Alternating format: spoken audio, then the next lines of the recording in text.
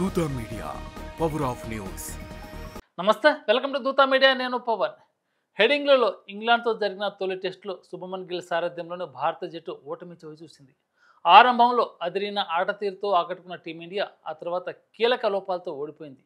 ఈ మ్యాచ్లో ఏం జరిగింది, భారత ఓటమికి కారణాలేంటో ఇప్పుడు చూద్దాం.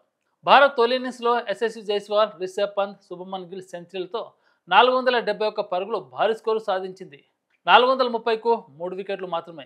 ఇక అక్కడి నుంచి కేవలం 41 పరుగులు చివరి 7 వికెట్లు కోల్పోవడం గమనార్హం. రెండో ఇన్నింగ్స్లో 333కు 5 వికెట్తో బలంగా కనిపించిన జట్టు మిడిల్ లోయర్ ఆర్డర్ వైఫల్యంతో 364కి ఆలౌట్ అయింది. సాయి సుదర్శన్, కరుణ్ నాయర్ అవకాశాలను వృధా చేశారు. ఈ కుప్పకూలిన బ్యాటింగ్ లైన్ భారత్కు భారమైంది. ఇక ఫీల్డింగ్లోనూ భారత్ దారుణంగా విఫలమైంది. యశస్వి జైస్వాల్ 4 కీలక క్యాచ్లను జారవిడ్చాడు. బెన్ డకెట్ 97 వద్ద ఉన్నప్పుడు డ్రాప్ చేసిన క్యాచ్ మ్యాచ్ను మలుపు తిప్పింది. డకెట్ 149 పరుగులతో రాణించి ఇంగ్లాండ్కు విజయం అందించాడు. స్లిప్ అవుట్ఫీల్డ్లోనూ తప్పిదాలు, రిషబ్ పంత్ వికెట్ కీపింగ్లో తడబాటు జట్టును ఒత్తిడిలోకి నెట్టాయి. బౌలింగ్లో జస్ప్రీత్ బుమ్రా తొలి ఇన్నింగ్స్లో 5 వికెట్లతో అదరగొట్టిన రెండో ఇన్నింగ్స్లో వికెట్లు తీయడానికి కష్టపడ్డాడు.